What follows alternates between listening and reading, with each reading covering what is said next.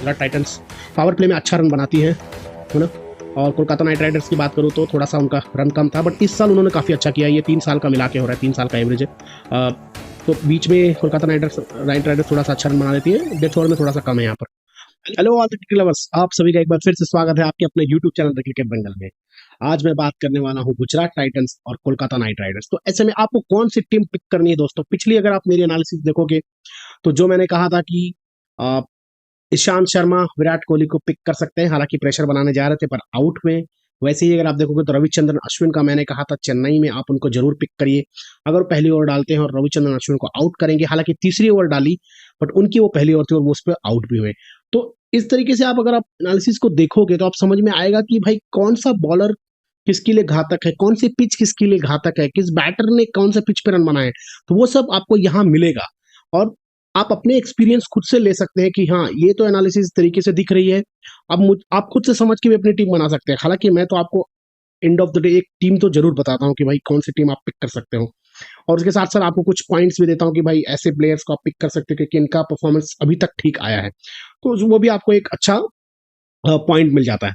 अब मैं आपको बताने वाला हूँ कि आप देख सकते हैं कि गुजरात टाइटंस और केकेआर तो क्वालिफाई है, पहले नंबर पे है, और गुजरात टाइटंस पॉइंट्स टेबल में 8वें नंबर पे है। तो हालांकि इनके लिए लगभग ये रेस खत्म ही हो चुकी है। और कोलकाता तो अब ये पक्का है कि वो या तो पहले पर रहेगी या ज्यादा से ज्यादा दूसरे पर जा सकती है। तो ये इनको 2 मौके मिलने ही वाले हैं, तो काफी खुशी की बात है इनके लिए। और गुजरात टाइटंस को और भी बहुत कुछ करके अगले सीजन में आना होगा। हालांकि इनके पास भी मौका है कि 14 पॉइंट तक पहुंचे, बट रन रेट का थोड़ा सा मसला हो सकता है, तो वो आगे देखने वाली बात होगी। तो ये जो मैच होने वाला है ये अहमदाबाद में खेला जाएगा। तो आपसे एक रिक्वेस्ट है कि अगर आप चैनल पर नए हो तो प्लीज चैनल को सब्सक्राइब कर लो, वीडियो को अपना प्यार देना ना भूलें। तो अहमदाबाद में मैच होने वाला है। अहमदाबाद में कैसा मैच होगा, अहमदाबाद में कितने मैचेस हुए हैं?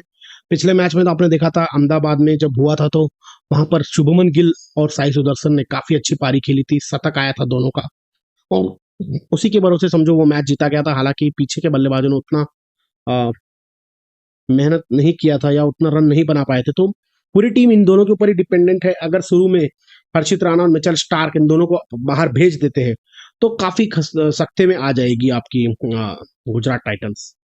तो अगर आप अहमदाबाद में देखोगे तो टोटल तो 33 मैचेस हुए हैं, और यहाँ पर आप देख सकते हो शुभमन गिल और मोहित शर्मा टॉप परफॉर्मर रहे हैं, बैटर और बॉलर।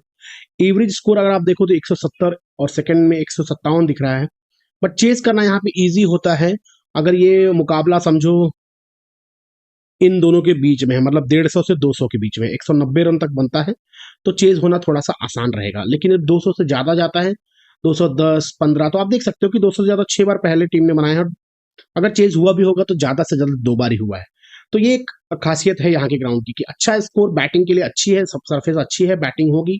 थोड़ा सा जो अगर बॉलर वेरिएट करता है अपनी लेंथ को तो उसको मदद भी मिलेगी। अब मैं आपको थोड़ा सा ये दिखाऊंगा कि भाई पिछले कुछ वर्षों के मैच दिखाते हैं, क्योंकि ये 33 मैचेस काफी पहले के भी हो सकते हैं, लाइक 14 15 16। तो मैं अगर 2024 की बात करूं तो 5 मैचेस हुए हैं, और 2023 भी अगर हम लेते हैं तो 2 वर्षों का मैच दिखाता हूँ, 14 मैचेस हुए हैं, काफी मैचेस हो गए। इंटरेस्टिंग बात यह है कि आप देखोगे कि जो पहले एवरेज 170 हुआ करता था वो 184 हो गया, और ये 167 आ गया। तो 200 से ज्यादा तो आप देखिए बना ही है। हालांकि 150 से 200, अगर ये 190 95 है तो भी एक ठीक ठाक स्कोर है ना। लेकिन अगर 200 से ज्यादा है तो एक सेफ स्कोर मैं बोल सकता हूँ उसको, और 150 से कम है तो मेरे को लगता है कि आसानी से वो चेंज हो जाएगा। तो जैसा कि मैंने बता दिया है कि राशिद खान, नूर अहमद के यहाँ पे विकटे हैं, भुवनेश्वर कुमार। तो जो बॉलर थोड़ा सा वेरिएट करेगा, अब जैसे अगर आप केकेआर की बात करोगे मुझसे तो मैं सीधा सीधा बोलूंगा, देखो हर्षित राणा थोड़ी सी वेरिएशन करते हैं, अ, वरुण को भी अगर अरोरा को लेते हैं, वरुण चक्रवर्ती को लेते हैं, मिचेल स्टार्क सिर्फ पेस पे ही बिलीव करते हैं, तो थोड़ा सा उनके लिए मुश्किल होगा। बट डेथ ओवर्स में अगर उनको बॉलिंग मिलती है तो विकेट ले जा। एंड्रे रसल, इनको आप जरूर पिक करना, क्योंकि ये बॉलिंग आजकल कर रहे हैं। पहले सीजन में ऐसा होता था कि बॉलिंग थोड़ा कम करते थे, अब कर रहे हैं तो विकेट जरूर लेके जाते हैं। तो इनको आप कैप्टन वाइस कैप्टन के नजरिए से भी सोच सकते हो। बाकी सुनील नारायण, फिलिप सॉल्ट तो है ही, तो ओपनर बल्लेबाज को यहाँ पे रन बनाने की एक रन बनाने का मौका काफी होता है। अब मैं ऐसे में आपको अगर एक टीम बताऊं कि यार अगर जिस तरीके से ये ग्राउंड खेल रहा है, अगर मैं इसको थोड़ा सा और आपको दिखा दूं कि अहमदाबाद में अगर केकेआर पिछले 2 सालों में क्या खेली है गुजरात के साथ, तो एक मैच मेरे ख्याल से हुआ है और आप देख सकते हैं केकेआर ने वो मैच जीता था। वेंकटेश अय्यर, तो अय्यर को आप अपनी टीम में वेंकटेश अय्यर को रख सकते हैं, पिछले मैच में भी अच्छी पारी खेली थी। हालांकि तब विजय शंकर पिछले साल फॉर्म में थे, उन्होंने 63 रन बनाया था। साई सुदर्शन दिख रहे हैं, रिंकू सिंह का आपको नाम दिख रहा है, नीतीश राणा है, शुभमन गिल है। तो ये एक ही मैच का है फिलहाल, हम ये अहमदाबाद की ही बात हो रही है। तो इसके बेसिस पे राशिद खान ने 3 विकेट ली थी नारायण के 3 विकेट से। तो स्पिनर काफी अच्छा चल रहे हैं, हालांकि आप समझ सकते हो कि भाई स्पिनर तो इस साल काफी अच्छे चले भी हैं। तो इसके बेसिस पे अगर एक दोस्तों एक टीम आपको प्लान करके देता हूँ, इसमें मैं थोड़ा सा आपको बताऊंगा चेंजेस क्या कर सकते हो आप। तो जैसा कि गिल और साई सुदर्शन के रन आए हुए हैं। अ, अब अगर आप बॉलर को देखोगे तो रसल को रखा हुआ मैंने, वरुण चक्रवर्ती को रखा है, मोहित शर्मा के क्योंकि ज्यादा विकेटें हैं, राशिद खान की विकेटें हैं, सुनील नारायण की 3 विकेटें थी। अब यहाँ पर चूज कर पाना मुश्किल है मिलर और राणा में। देखिए, अब कीपर तो आपको फिल सॉल्ट को रखना होगा। अगर वृद्धिमान शाह खेलते हैं तो भी मुझे लगता है कि ज्यादा, क्योंकि काफी मैचेस नहीं खेले हैं और फॉर्म उतनी अच्छी नहीं है, तो थोड़ा सा तुरंत आके फॉर्म में रन बनाना काफी मुश्किल होगा। तो यहाँ पर अगर मैं नीतीश राणा की बात करूँ तो उतने फिट नहीं है, बट अगर जैसे पिछले मैच में मौका दिया था, अब इस मैच में शायद ना दे, क्योंकि पिछला मैच उनको जीतना ही था, जीत के उन्हें 18 पॉइंट्स जाना था, क्योंकि वो अपने आप को टॉप में देखना चाहते थे। देते हैं तो अच्छी बात है, नहीं तो अगर रिंकू सिंह को आप यहाँ पर रख सकते हो अपनी टीम में, क्योंकि श्रेयस अय्यर की उतनी फॉर्म अच्छी नहीं है। कैप्टन उन्होंने अच्छी कैप्टनशिप अच्छी की है, लेकिन कैप्टनसी के अलावा अगर आप देखो तो रन उतने नहीं आए हैं जितने आने चाहिए थे। तो उस हिसाब से यहाँ पे आप रिंकू सिंह को रख सकते हो, और उसके साथ साथ मैं हर्षित राणा को बोलूंगा आप रख सकते हो, क्योंकि बहुत ही अच्छी वेरिएशन है उनके पास। तो मेरे ख्याल से ये भी मैच आपको मैच जिता सकते हैं, आपकी टीम को अच्छे पॉइंट्स दिला सकते हैं। तो ये तो दोस्तों एक टीम है जिसको आप ग्राउंड के बेसिस पे देख सकते हो। अब मैं आपको दिखाऊंगा कि थोड़ा सा जो हेड टू हेड मैचेस हुए हैं, हालांकि मैंने एक मैच आपको दिखाया था जो अहमदाबाद में ही हुआ था 2023 में। तो उसमें आपने देखा कि कैसे कोलकाता नाइट राइडर्स ने वो मैच जीता था। अगर मैं इसको छोड़ के बोलता हूँ कि चलो अहमदाबाद के अलावा अगर कुछ मैचेस हुए होंगे, तो 2 मैचेस है। तो गुजरात टाइटंस ने शायद कोलकाता में जाके जीता था, मतलब कोलकाता में गुजरात टाइटंस ने जीता, अहमदाबाद में केकेआर ने जीता। अब यहाँ पे देखोगे तो आप रन विजय शंकर के हैं, गुरबाज खेलते थे पिछले साल, उनके भी अच्छे रन आए थे। वेंकटेश अय्यर की बात करूं तो उनके अच्छे रन हैं, आप देख सकते हो 47 की एवरेज है। शुभमन गिल की अच्छी एवरेज है, रिंकू सिंह का अच्छा रन है यहाँ पर, सुदर्शन के 33 का एक ही मैच खेला है, नीतीश राणा 2 में 49 है। रसल की बात करूं तो 17.5 का एवरेज है। मिलर भी 2 मैचों में 34 रन है। तो इस तरीके से आप देख सकते हो कुछ बैटर्स जो हैं उन्होंने रन बनाए हुए हैं। बॉलिंग की बात करूं तो नारायण है डेफिनेटली।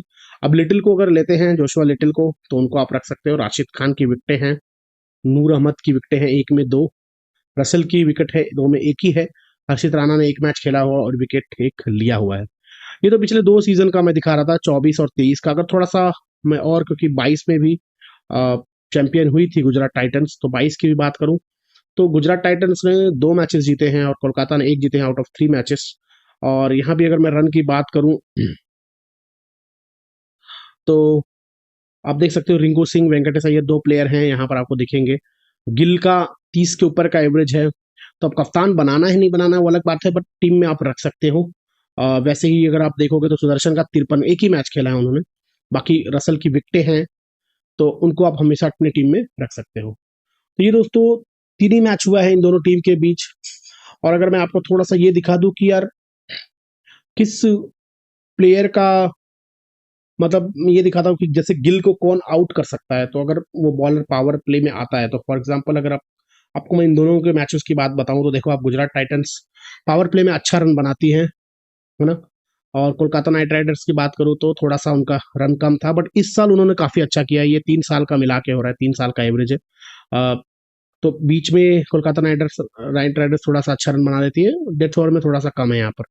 और विकेटों की बात करोगे तो देखो Kolkata night Riders power play में विकेटें काफी खो रही है। अगर मैं आपको सिर्फ इस साल की बात करूं तो वो इस साल इनके साथ मैच तो हुआ नहीं है, पिछले जो 2 सालों में हुआ था, तो पावर प्ले में कोलकाता नाइट राइडर्स ने काफी विकेटें खोई थी। पिछली साल की बात है ये, पिछली साल और 2022 और 23 की। अब इस साल उतना तो मुझे नहीं लगता कि विकेट खोई है, कभी काल 2-3 विकेटें गई हैं, अदरवाइज ओपनर्स ही इनके मिलके काम कर देते थे। तो अगर यही अगर तरीका रहता है कोलकाता नाइट राइडर्स का, तो आप गुजरात टाइटंस के ओपनिंग बॉलर जैसे कि उमेश यादव बॉलिंग करेंगे, फिर उनके साथ आप मोहित शर्मा शायद आ जाएं बॉलिंग करने, और उनके साथ और कोई बॉलर देखो ओपन जो करता हो, और अगर उसमें वेरिएशन है तो डेफिनेटली आप उनको अपनी टीम में रख सकते हो। और वही मैं बात करूं कि रन बनाना, ये देखो तो गुजरात टाइटंस की तरफ से पिछले 2 सालों में, इस साल तो मैचेस नहीं हुए हैं कोलकाता के साथ, तो आप देखोगे तो रन गिल ने कितना बनाया है उनको, देखो हर्षित राणा ने परेशान तो किया है, अगर आप देखोगे तो विकेटों की बात करो तो किसने विकेट लिया है, नारायण ने, हालांकि नारायण ने परेशान किया है। तो अगर नारायण शुरू के पावर प्ले में बॉलिंग करते हैं, देखोगे आप 8 बॉलों में सिर्फ 7 रन और 2 बार आउट किया है, तो ये एक अच्छी बात है। अगर नारायण बॉलिंग करते हैं तो गिल को फंसा सकते हैं। वैसे ही अगर और भी इनके टॉप ऑर्डर साई सुदर्शन, हालांकि एक ही मैच खेला है आपस में जब इनके मैचेस हुए हैं अभी तक, तो उन्होंने अगर आप देखोगे 53 रन बनाए हैं, और नारायण ने उनको भी परेशान किया, तो नारायण थोड़ा सा घातक है इन दोनों प्लेयर के लिए, ओपनर्स के लिए। बट उम्मीद करेंगे नारायण 6 ओवर के बाद आए, तब तक ये लोग अपना कुछ रन बनाकर चले जाएंगे। वैसे ही उतने बैटर्स कुछ फॉर्म में नहीं, अगर ये दोनों रन नहीं बनाएंगे तो गुजरात का रन बनाना थोड़ा सा मुश्किल हो जाता है। वही मैं अगर बात करूँ कोलकाता की तरफ से, तो आप ये देख सकते हो कि सबसे ज्यादा रन, मतलब ये 22 और 23 की बात है, 2022 और 23, तो रिंकू सिंह ने अच्छे रन बनाए हैं, आप ये देख सकते हो। और वेंकटेश अय्यर के सबसे उसके बाद है, तो ये दो प्लेयर आप ले सकते हो, रसेल हैं, राणा हैं, नारायण और फिलिप सॉल्ट तो समझो इस बार खेल रहे हैं, इसके पहले खेला नहीं था, और नारायण भी इस साल फॉर्म में है, बाकी पिछले 2 सालों में उतनी फॉर्म उनकी बैटिंग से नहीं थी।